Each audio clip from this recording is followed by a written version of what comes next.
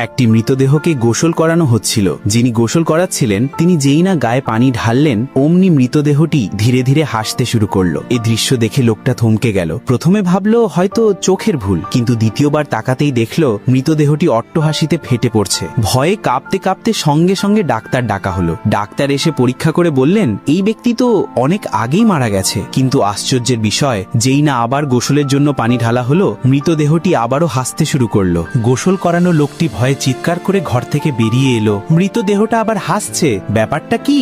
ঘরে তখন নিস্তব্ধতা। মৃত ব্যক্তির ভাই চোখে জল আর ঠোঁটে এক চিলতে হাসি নিয়ে এগিয়ে এসে বললেন, আমার ভাই বিয়ের পর থেকে কোনো দিন হাসেনি। ওর স্ত্রী ছিল ভীষণ বদমেজাজি, ঝগড়তে। তবুও আমার ভাই তার ছোট ছোট সন্তানের মুখের দিকে তাকিয়ে সবকিছুই সহ্য করেছে, ধৈর্য ধরেছে। আমি প্রায়ই ওকে জিজ্ঞেস করতাম, তুই হাসিস না কেন? ও তখন শান্ত গলায় বলতো, আমি ততদিন হাসবো না যতদিন না আমি জানতে পারি আমার এই ধৈর্যের